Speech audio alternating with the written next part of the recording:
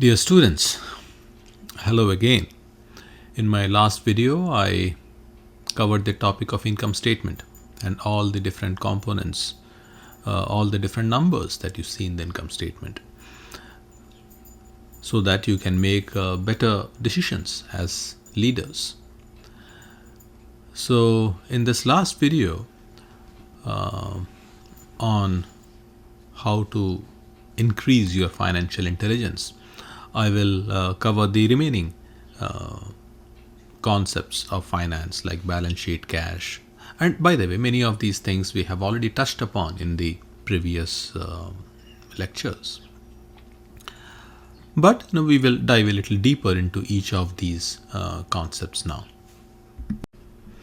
So let's start with the balance sheet. Students sometimes feel a little disoriented when they look at a balance sheet. And to be fair, it is a little different from the income statement. So the income statement, I think a good analogy would be is like a movie, whereas the balance sheet is just like a photograph. So the income statement shows the performance of your company over a period of time. So what happened during a particular month and the following month, or particular quarter or the following quarters, and so on and so forth, or how the performance has been over the last year. That's what the income statement will show. But the balance sheet captures just a single moment. So what does the business look like at any particular specific point of time? That's what the balance sheet is. So first thing, then, when you are looking at the balance sheet, you should always check the date at the top of the balance sheet, because you are looking at a snapshot, right? And the snapshot may be dramatically different based on the date that you are taking a look at that balance sheet.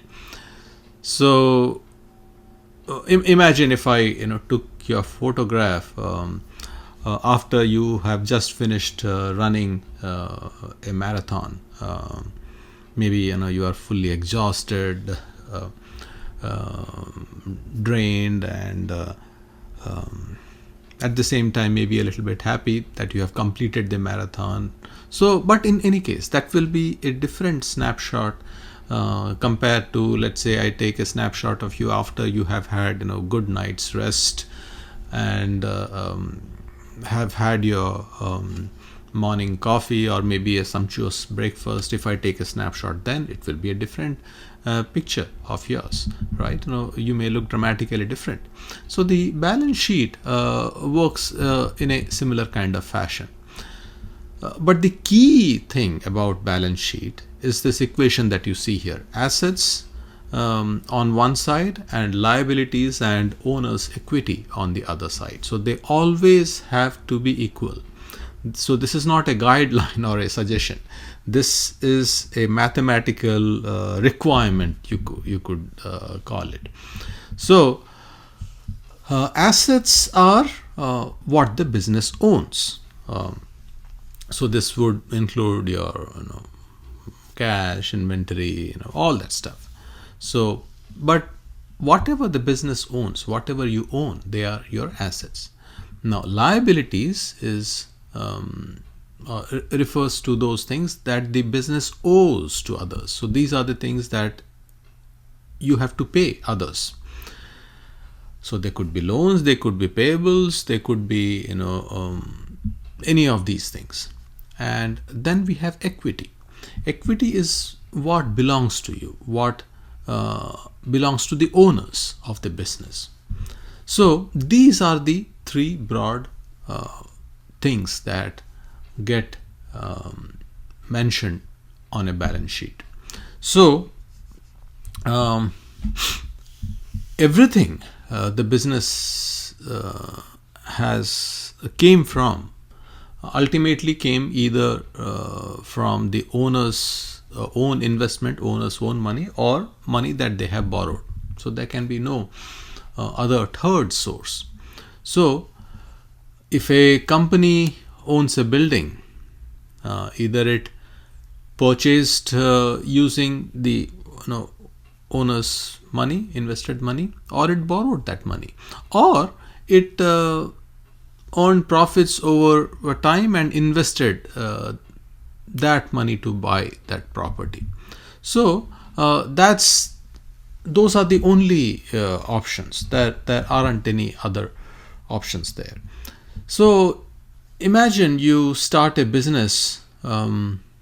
Actually, maybe I should.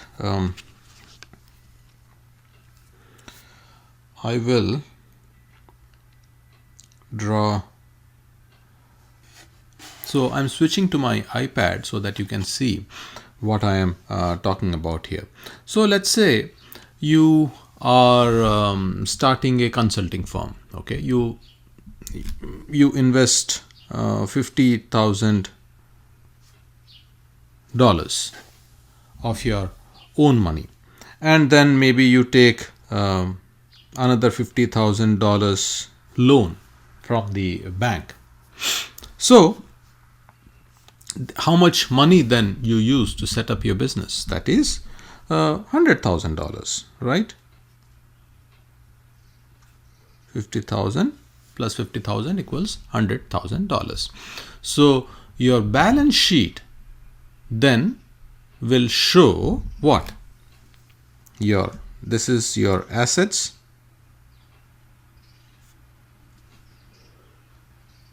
I said $50,000 was your own money, so that will be your equity. And you took a loan of $50,000, so that's what? Your liabilities. So your equity plus liabilities should always equal to your assets. Now this of course is a very simple equation. Typically, the balance sheet gets shown in a different format, but the equation still holds always. So you will have the assets on one side and liabilities and equities on other side, and they always have to equal each other. Now suppose over time your consulting firm earns profits and retains, let's say, $30,000 in the business. So your equity now grows. So earlier you had 100,000 on one side and 50 plus 50 equaling 100,000 on the other side. But all that income and profit, let's say it adds $30,000. So you will be adding those same $30,000. So that ultimately adds to your total assets as well. So everything has to be balanced. That is the reason it is called a balance sheet. So now the question is, why does this balance sheet matter? It matters because you cannot only focus on performance in terms of revenue, profit, growth. You also need to understand the position. What resources do you actually control? How much do you owe others? How financially stable are you? So if you have lot of liabilities, you owe a lot of money, irrespective of whether you are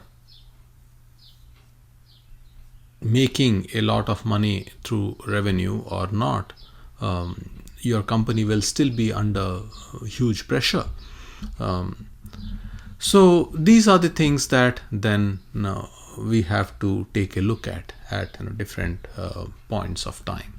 So the income statement, in simple words, it tells you what has happened over the year, whereas the balance sheet tells you the result of everything that has happened in the business at that particular point of time. So if a company has been consistently profitable but paid out all profits as bonuses or dividends, your equity may not grow much, right? The equity, remember, it's what the owners of the company own. So if a company has taken a lot of debt to expand, then your liabilities side will actually I have already turned off the recording on my iPad. In any case, so your liabilities will increase, and your liabilities part of the equation will show that. So the balance sheet is the long-term memory of the organization. So not something that you can ignore. In a way, there is a sense of urgency also associated with the balance sheet when you take a look at it, because not all of your obligations are equal. Some liabilities are due soon. The ones that are due within a year, they are called the current liabilities. Then there are other liabilities that may be long term. So if a company has a large amount of short term obligations that are coming due soon, that will create a lot of pressure on the organization, on the business. So regardless of how profitable your business is, how profitable the income statement looks like, you will have to work under a lot of pressure, because you have so many obligations, the money that you owe to others. So this is what then brings to another kind of term, liquidity. So you may have heard this statement, or businesses making this statement: we are profitable, but we are tight on liquidity, right? So even if you are making money, you do not have a lot of cash, and we will come to the topic of cash later on. Your business is making money, but you owe most or all of that money to the debtors, the people from whom you have borrowed that money from. So your balance sheet gives these kind of information, something that doesn't get covered in the income statement, because income statement focused on revenue and the cost of making the goods and services, and the operational expenses, and then the tax, and those interest that you pay, and finally we come to net profit that you are making. But we are not taking into account the other liabilities, the current liabilities, and or how much of money is going into the equity of the owner. So these are things that gets covered in the balance sheet that does not get covered in the income statement. So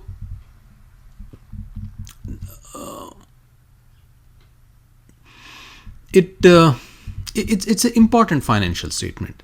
So if you are a leader, you will not just be looking at the income statement alone. You will be looking at the balance sheet. So it's like the report card at the end of the semester. So it tells us the overall health of the company. Yeah, I think that's good for now. Yeah. So let's go over the different components that go on the assets side of the balance sheet. And you can see them all listed here: the cash, accounts receivable, inventory, property, plant, equipment, goodwill. So we'll go through each of these things in detail. Assets seem to be a pretty simple and straightforward concept, right? Whatever the company owns would be considered asset. So pretty simple, right?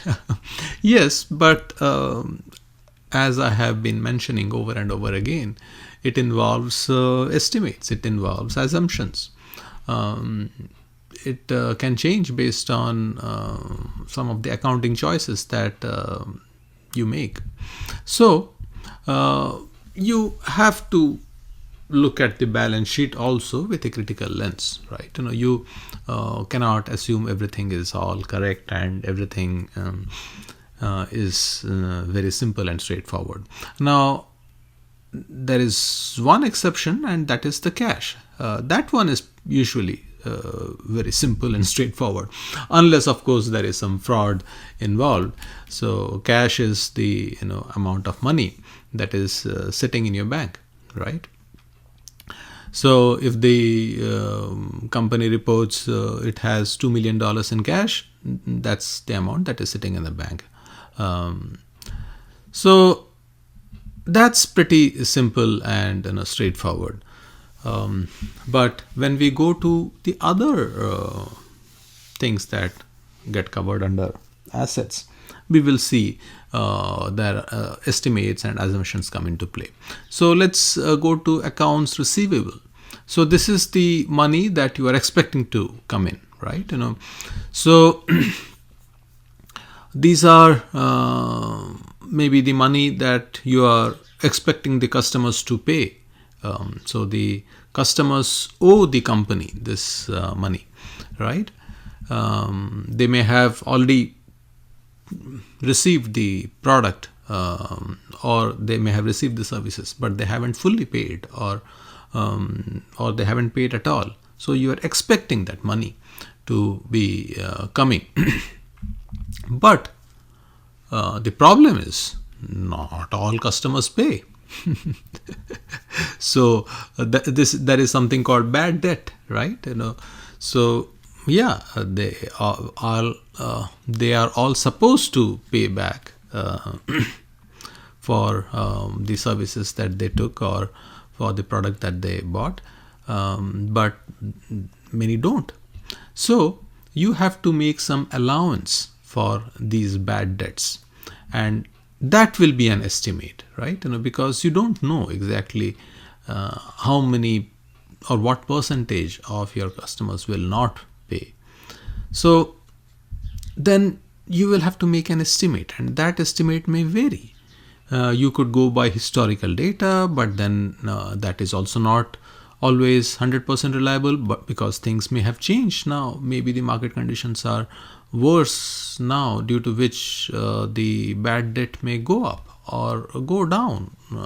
So all these things come into play. So imagine you are a firm and you have $1 million in receivables. So but what part are you expecting it to be going unpaid? If it is say 2%, then you have to set aside $20,000, right? But if you are expecting it to be 8%, then you have to set aside $80,000, and so on. So the difference will then directly impact your profit. So if you are estimating greater percentage of bad debt, that will lower your profit. If you are underestimating, that will at least on accounting books it will show a higher profit. So these are the kind of things that go into play when we are talking about accounts receivable. As a leader, of course, you want to reduce the bad debt as much as possible, but when it comes to estimating, I think it is better to always be more conservative in your estimations. Um, but what you do see is sometimes if a company is having a weak quarter, they will reduce the bad debt estimate, or maybe that there is a temptation to do that. Why? Because it will improve the profit estimate, right? So if the company is already doing well, it may increase the estimate and save some profit for the future. So this is what is referred to as earnings smoothing. So making performance look more stable than it actually is. So that also can be problematic. The business looks much more stable than it actually is. So these are the questions that you should be asking. So that is the reason in my first lecture I was mentioning that you should constantly be questioning the estimates. What are the estimates? What are the assumptions? What are the biases? And as long as you keep asking those questions, there will be lesser likelihood of you being taken for a ride. Anyway, so let's go to inventory. And unless you are a manufacturing company, this is not as critical. Well, although it will matter even for a small coffee shop. But inventory is what? That's whatever products that you sell, you still have to keep things in stock, right? So but you are not just counting them. You have to place a value. And how do you value the inventory? So there are three methods. So which is the FIFO, first in first out, there is the LIFO, last in first out, and then the third is the average cost. So but this matters. So under FIFO, the cheaper inventory, the older inventory is assumed to be sold first.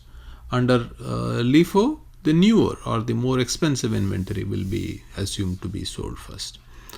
And average, of course, it's straightforward. Some companies may follow different procedures.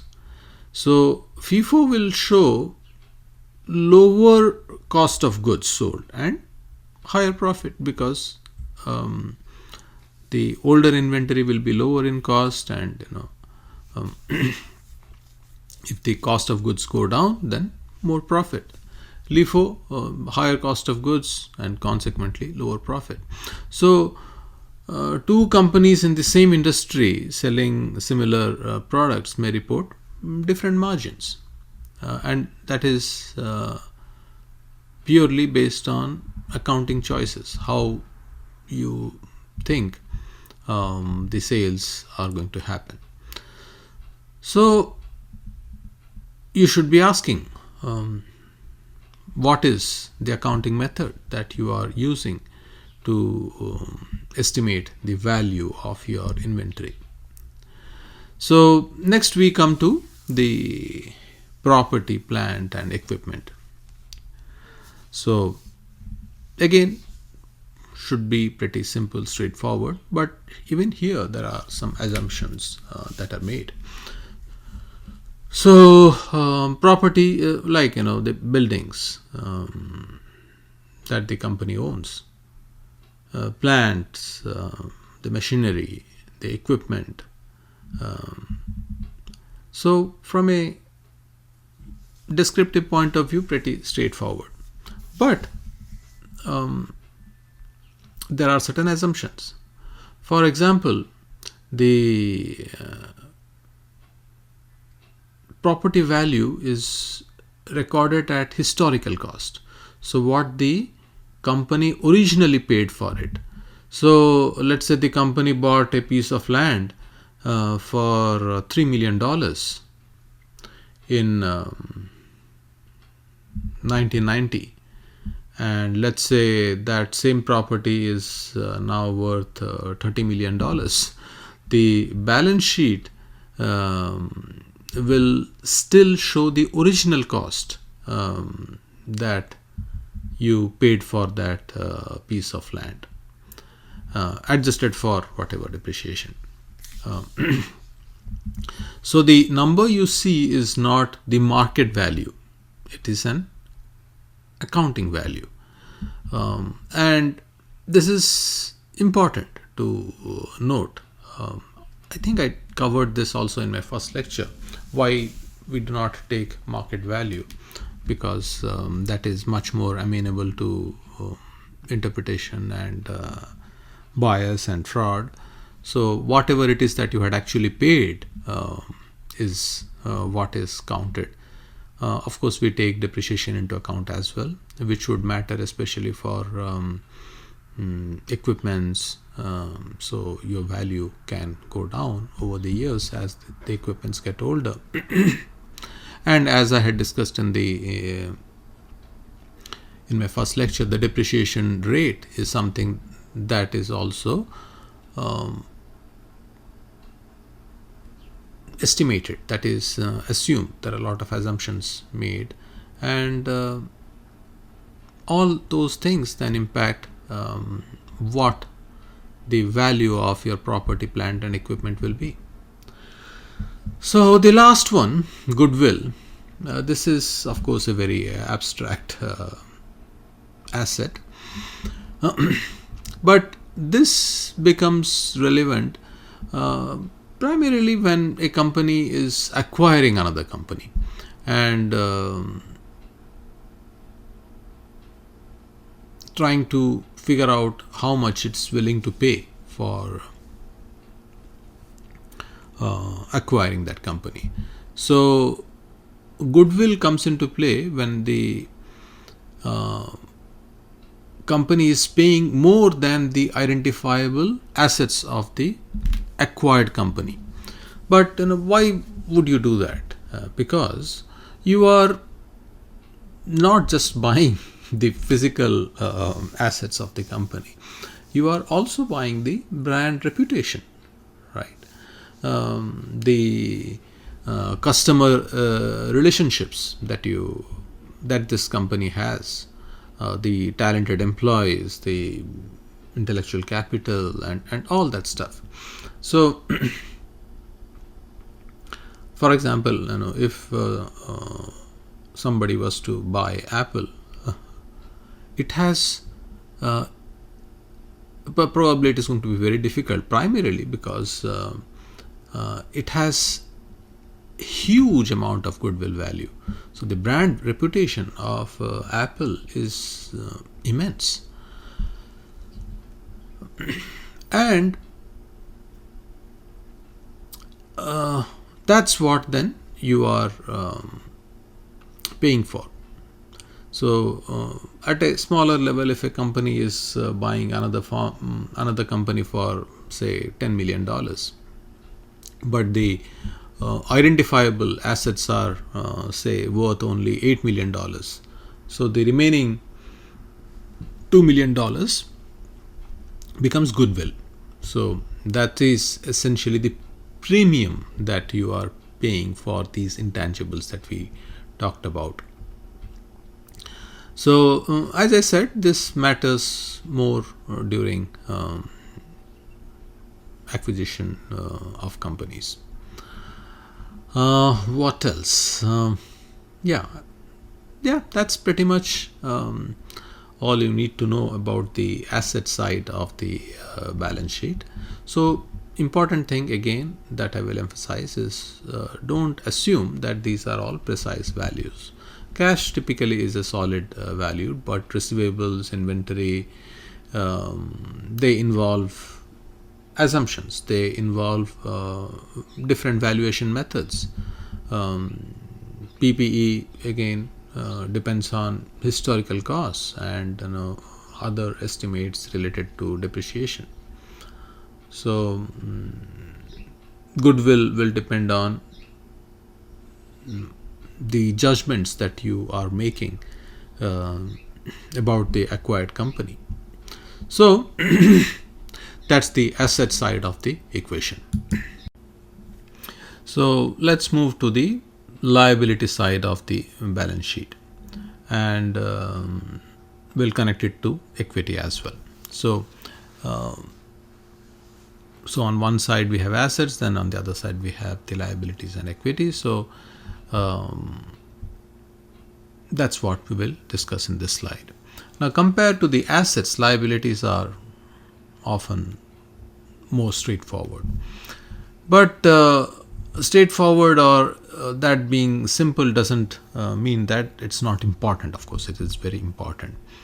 In fact, as I was mentioning before, this side of the balance sheet tells you what the business owes others. So how urgent those payments or those obligations have to be, and that will also impact who has claims over the future resources of the company, right?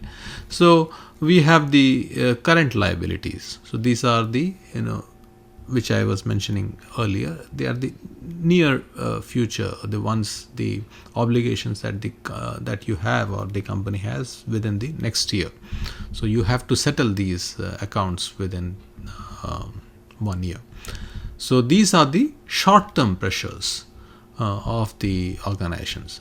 So accounts payable refers to supplier financing. One of the most common items is the accounts payable.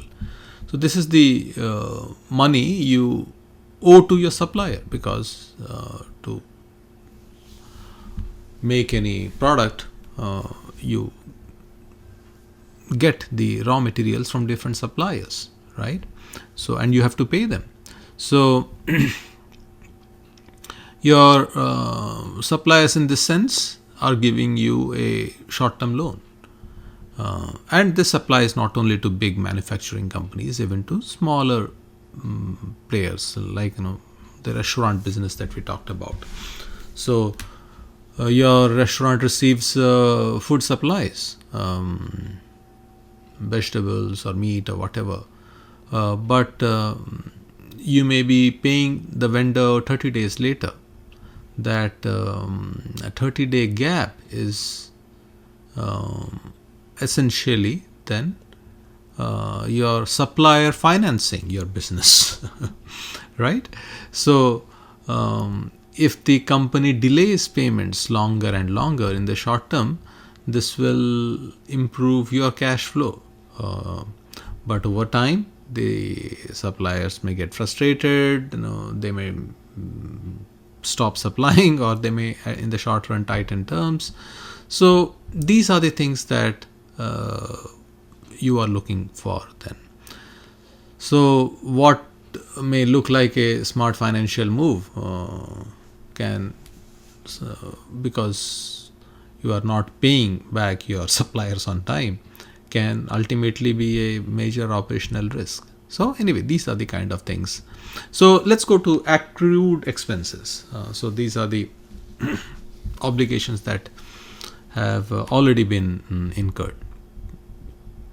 So costs the company has already incurred but not yet paid.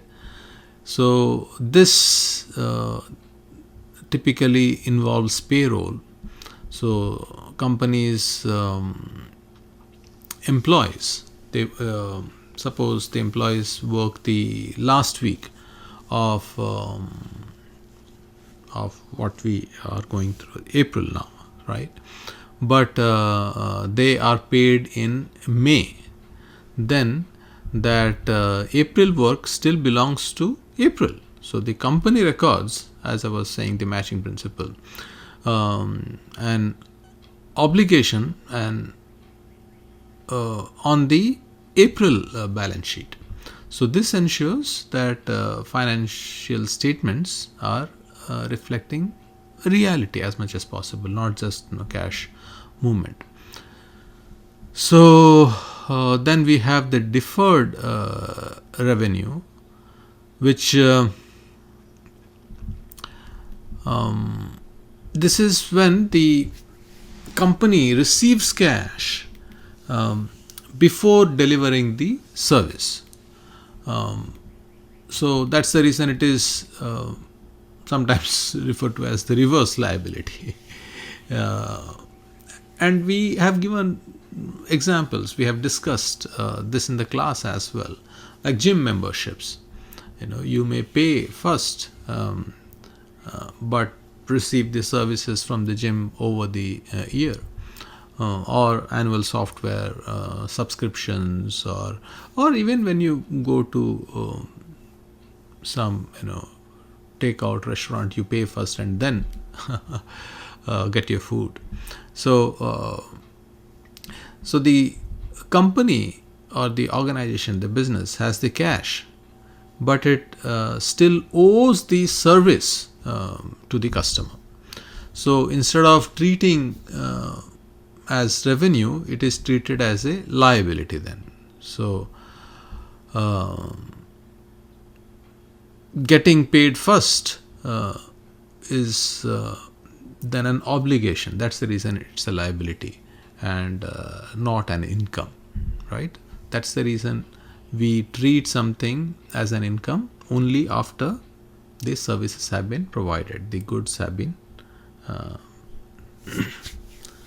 received by the customer. So that's the key thing to note here. Now the last thing is the long-term liabilities.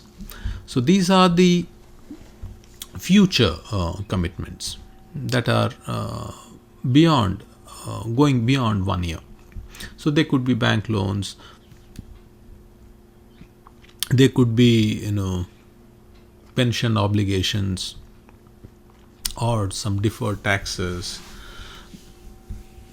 So these are not immediate pressures, but they represent future claims on your company's financial resources.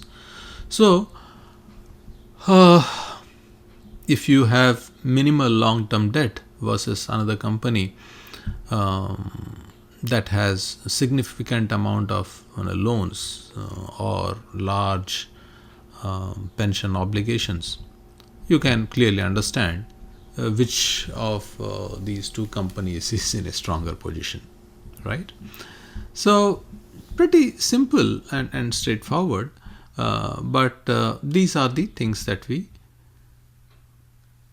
cover or touch upon on the liabilities side. Now equity is, as I said, what belongs to the owners, right? So this is sometimes described as residual. So equity is, because we discussed assets equals equities plus liabilities. Yes, I said it correct. So in other words, equity equals assets minus liabilities. So so this is what remains for the owners after all the obligations have been accounted for. So there are two main categories here: paid in capital. So this is what the investors originally contributed, and the earnings, the retained earnings. These are the profits the companies has kept over time. So what else should I say here? So every dollar of profit from the income statement eventually should flow into the retained earnings. So if the company earns profit and keeps it in business, equity is growing. If the company incurs losses, then of course equity shrinks, right? It will be reducing. So the income statement and balance sheet then are not completely different documents. They are related, right? From the income statement you ultimately prepare the balance sheet. So they are deeply connected. So those are things to keep in mind. What else am I missing here? I think I covered here. Okay. Now we'll move to cash. Cash is king, of course. And this may sound cliched, but it is king. And even people like Warren Buffett, who has analyzed thousands of companies and a billionaire, he consistently emphasizes cash flow over accounting profit. Why? Because cash is the least interpreted number in finance.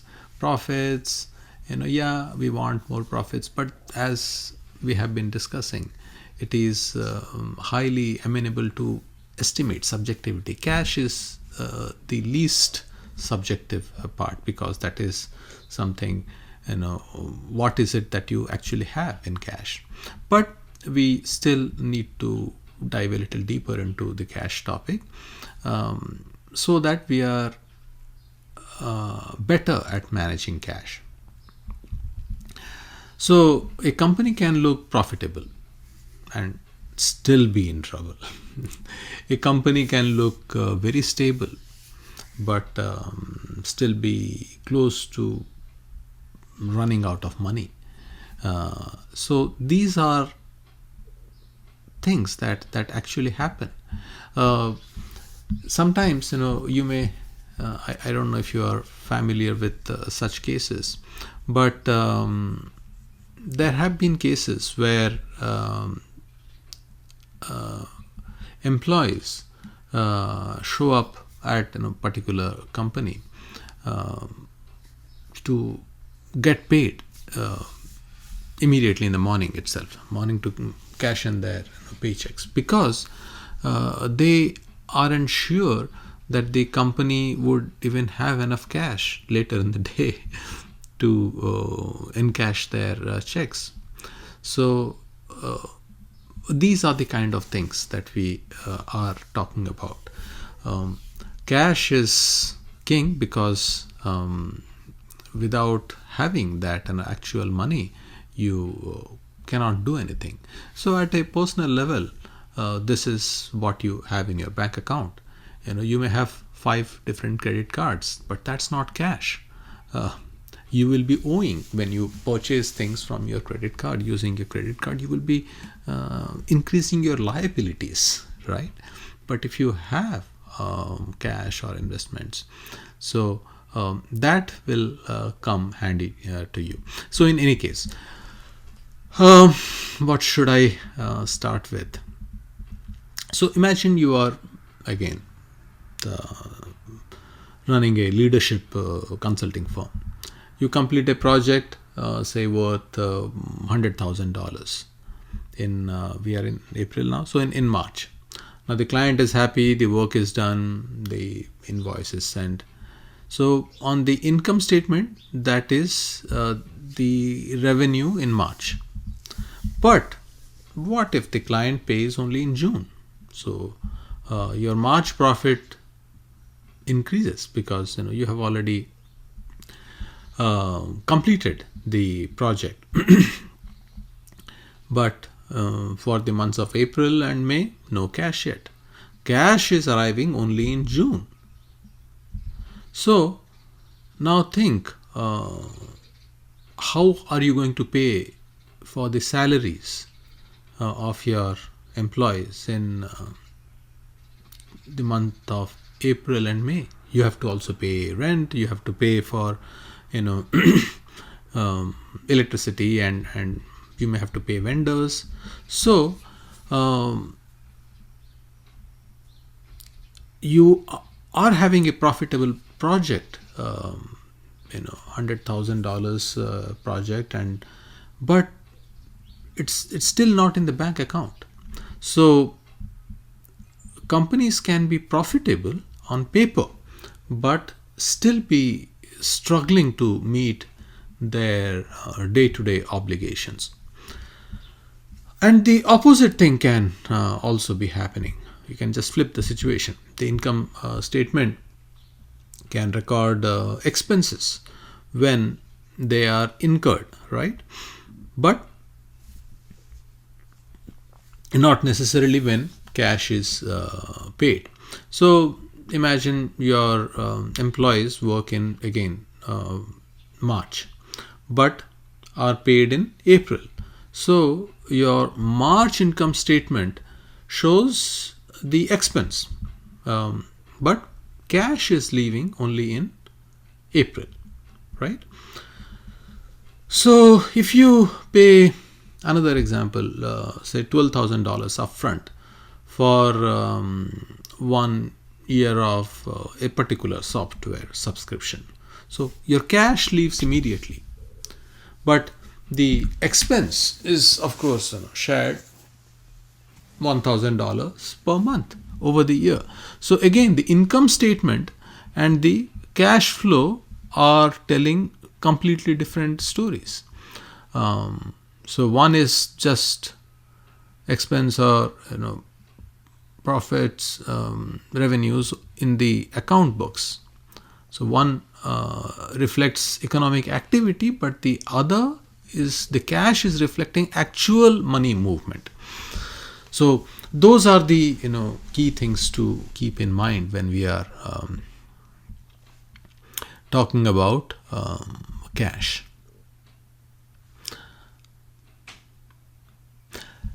Let's take another example. Suppose your company buys a machine for $500,000. So you pay that $500,000. So $500,000 is out of your bank immediately. But the income statement may only show $50,000 per year as depreciation, right? And that over the next 10 years. So in year one, your cash is down by $500,000, but your profit is dropping only by $50,000. So that's a huge, massive difference that you can see. So this is why a company can report strong profits while their cash position could be weakening significantly, and that is the reason you should always be taking a look at cash. How much of cash does the company have? That matters a lot. So yeah, I think that's what I can say for cash.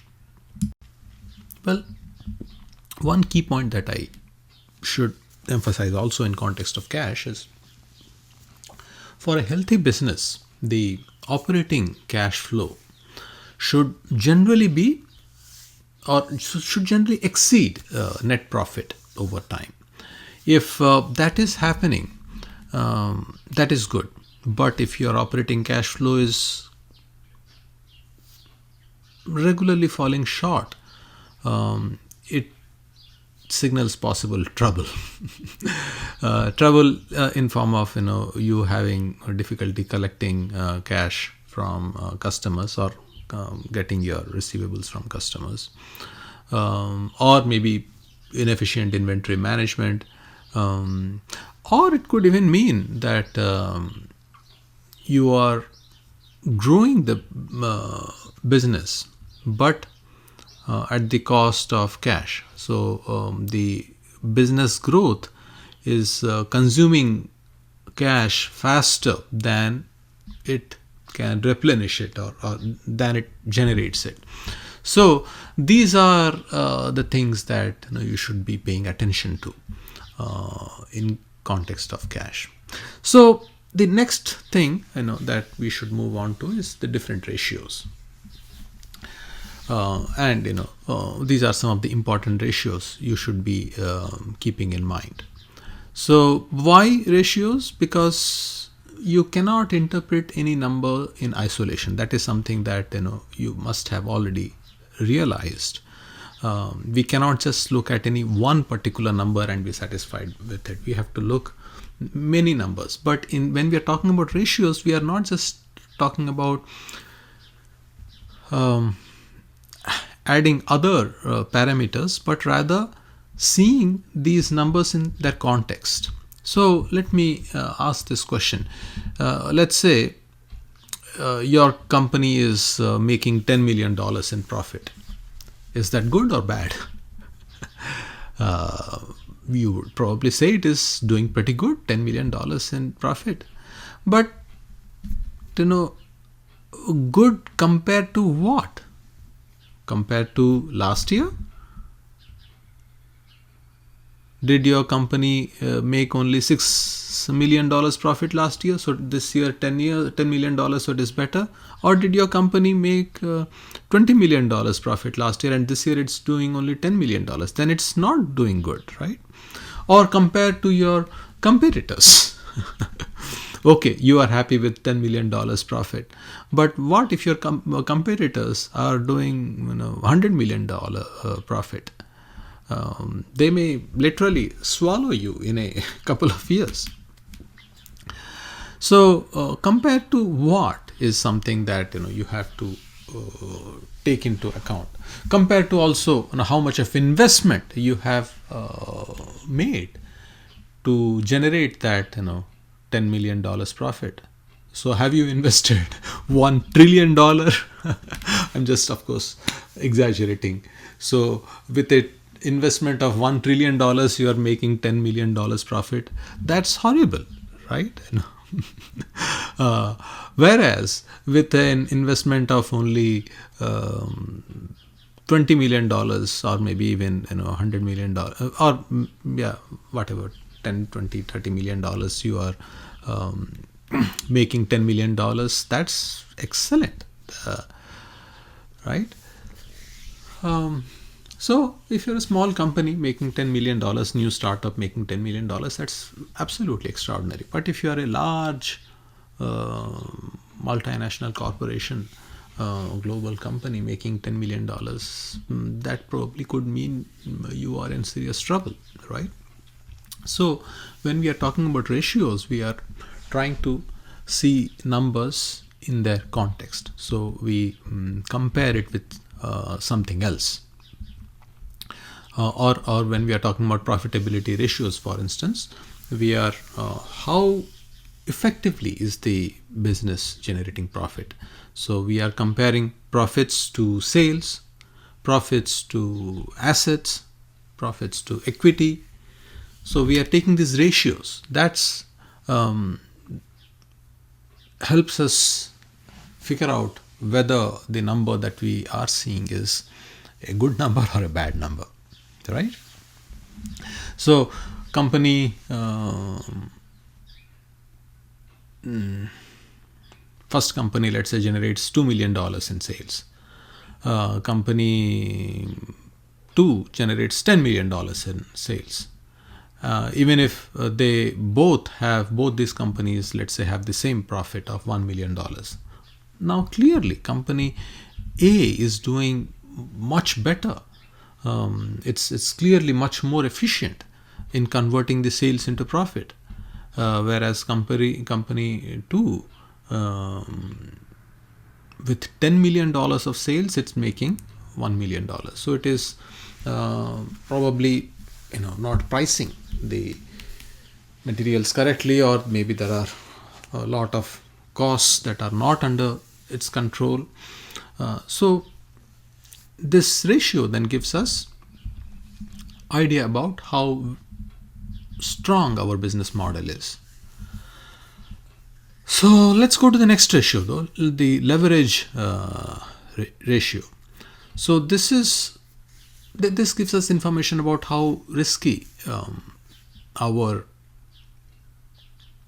structure is, our business is.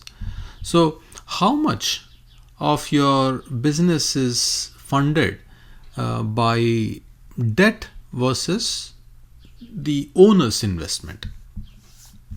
So let's say company A is not having much debt, very little debt, but company B is heavily borrowed. It's now both may have the same profit, but obviously company B is at a higher risk of closing down or distress, because it has to meet its debt obligations, right? It has to pay.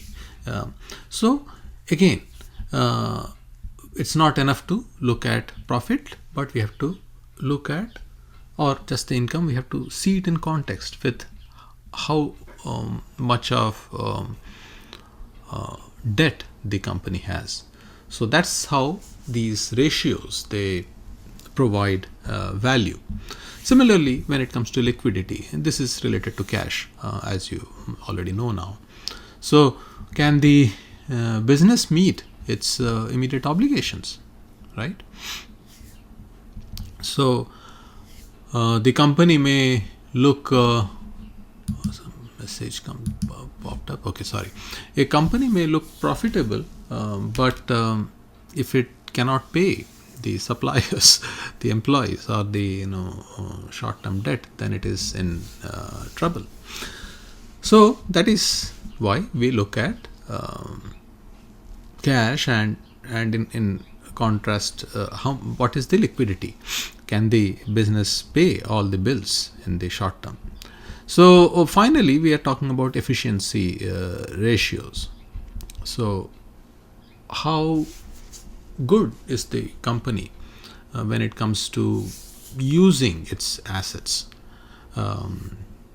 So again, we can talk about two companies. One may be generating, say, $5 million in sales, another the double, $10 million. So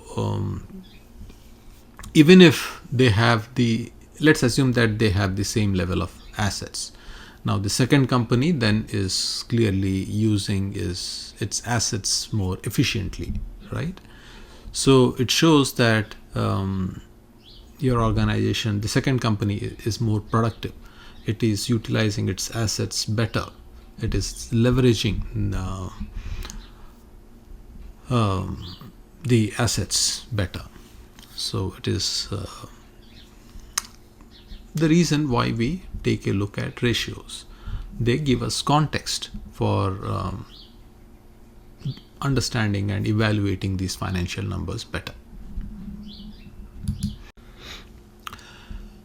So all those descriptions that I provided about seeing your profits in context, these are some of the ratios then you can take a look at to figure out whether your profits are good or bad.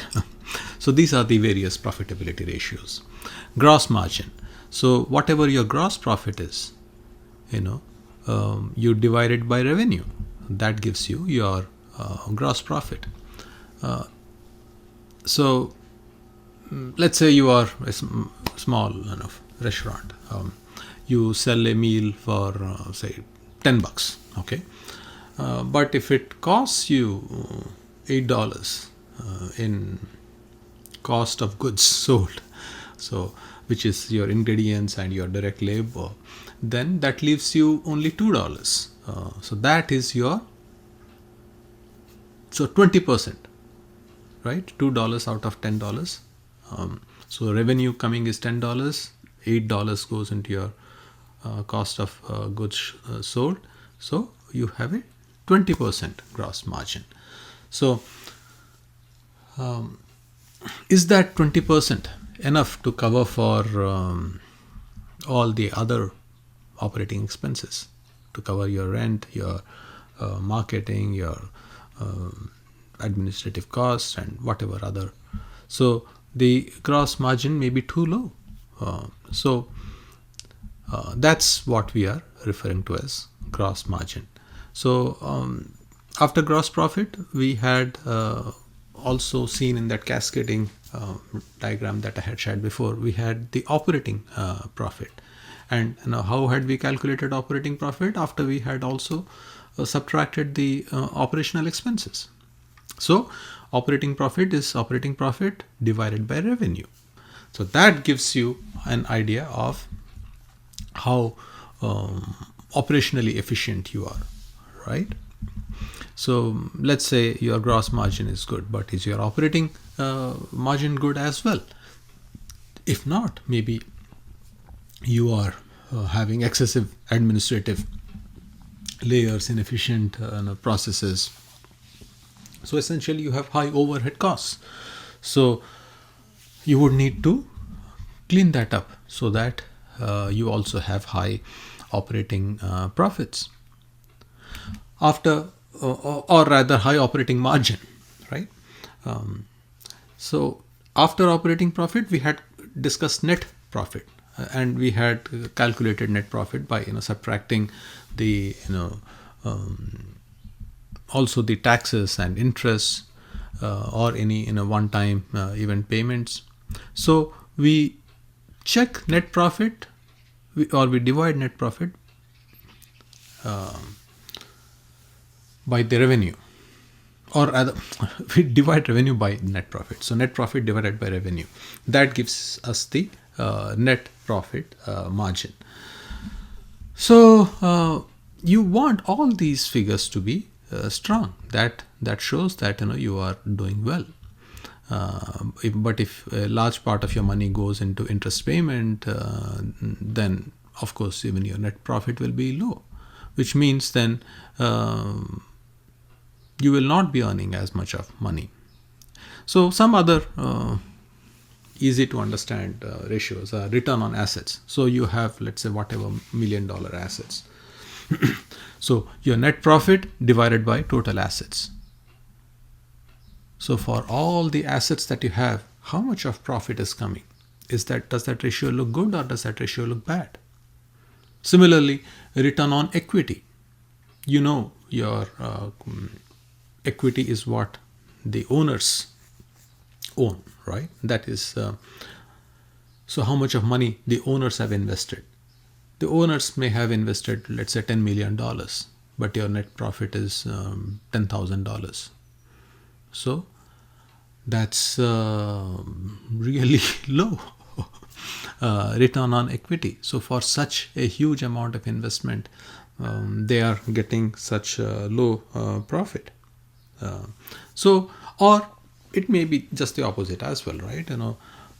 Maybe your net profit is $1 million, and your owners had invested $10 million. So 10% return on equity, which can be very good in certain areas. So these are the kind of things that we take a look at in these different ratios, so that we are better in understanding how well the business is doing, and what all or where all we need to pay attention to streamline our business better, so that it looks healthier, not just in the present but also into the future. So there are many other ratios as well. We will not go through all of them, because you may not come across many of these ratios on a regular basis. But for an accountant or for a finance manager, of course, they have to be fully conversant in all these ratios, or for that matter, if you are the owner. But so let's just quickly take a look at the first one, maybe debt to equity ratio. Equity, is what the owners have invested. Debt is what the business has to pay. So you want this ratio to be low. If it is too high, it is risky. So then, but if it is too low, then you are possibly underusing your financial leverage too, right? So you have to and how low is too low, how high is too high. These are again things that may vary by industry. So that's the reason I'm not going into all these ratios in detail, because they may vary by industry, and you may not come across all these ratios on a regular basis. But be aware that there are many other ratios beyond what I have discussed in detail in my presentations, and your textbook covers these ratios. So if you want to know more, of course you can easily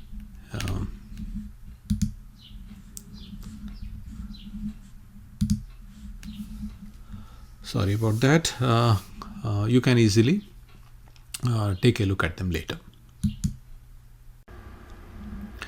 Similarly, there are other ratios, and these are applicable more for larger companies, publicly traded companies, where concepts like market capitalization, stock price, those things come into play. So at least for the students in this class, they are not operating at this level yet, so I'm skipping these ratios. But yeah, if you are thinking of, let's say, investing your own money in different publicly traded companies, then you can take a look at some of these ratios, and they will give you indications of how healthy the company is, what is the possibility that your investment in their stocks will appreciate, or it will lead to you losing money. So these are but the various kinds of parameters that people take into account in context of large publicly traded companies. The next point that I want to talk about is return on investment. It's a very important concept, and very practical, that applies to even the day-to-day decisions that we make. Many a times, we make impulsive purchases. Oh, I will purchase this new iPad and it will make me more productive, or I will purchase this new camera that will make my videos much better quality.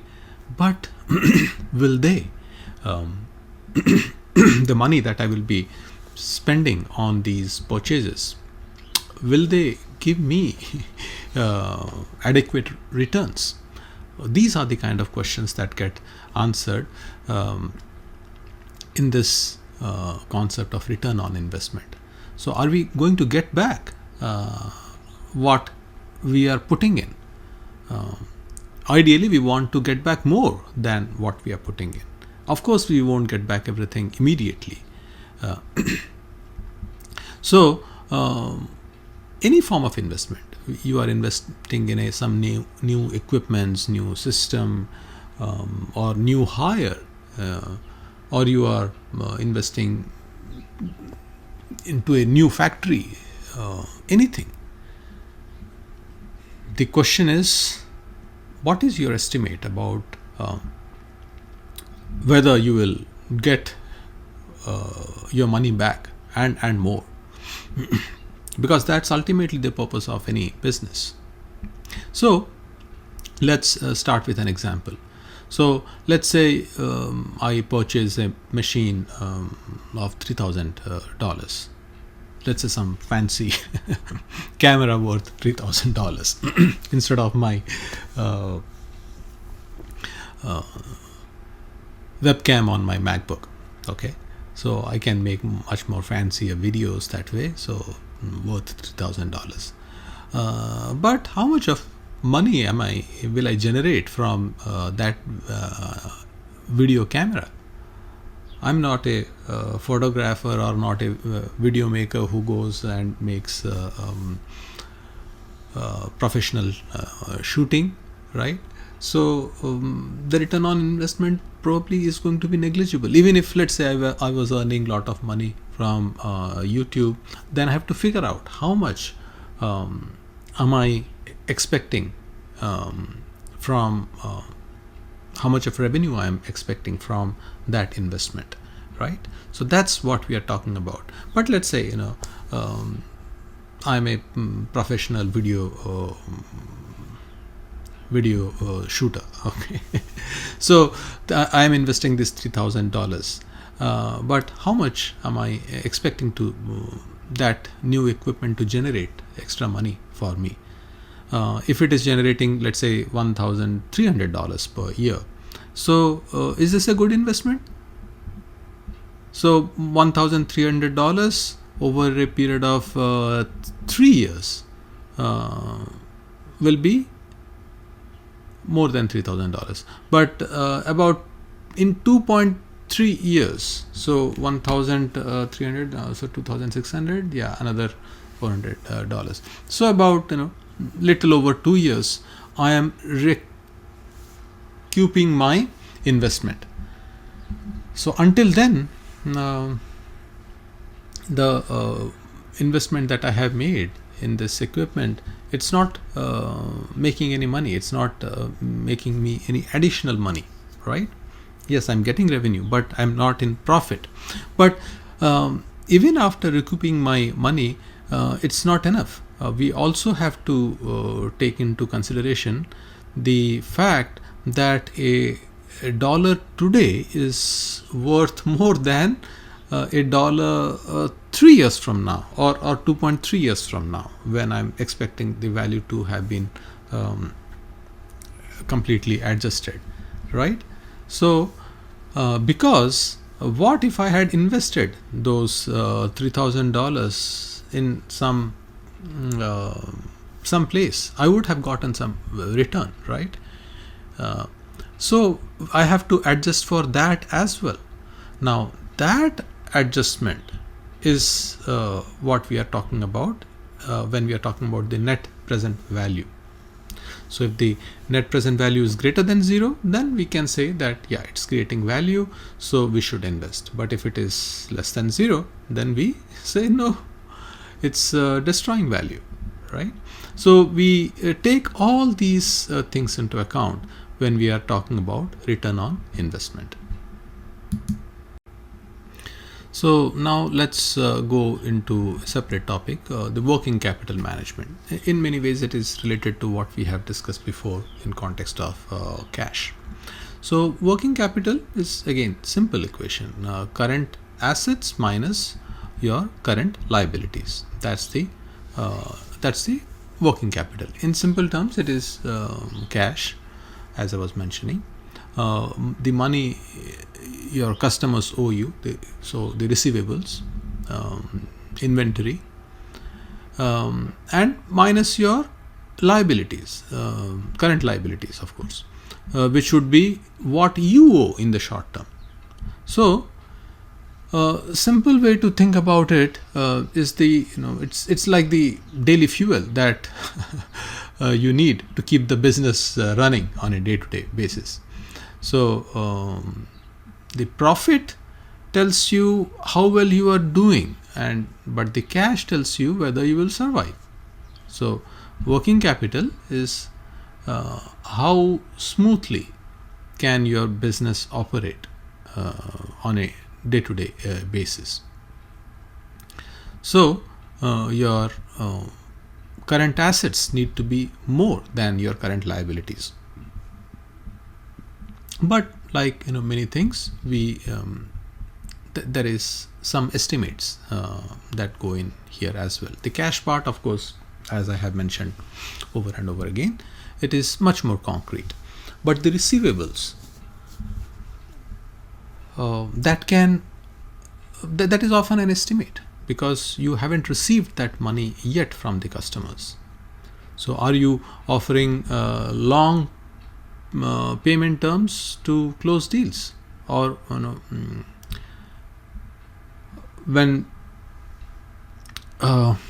any issues are there, are you resolving them quickly? So what is the payment term? Is it 90 days? Is it 30 days? By when will they have to pay? So those are the kind of things that impact whether or not your working capital is strong or not. Now, in context of inventory, inventory is in a way cash sitting on shelves, right? This is, so you want to have enough inventory so that you can meet your customers' needs, but you don't want so much inventory because it is there is a cost to all that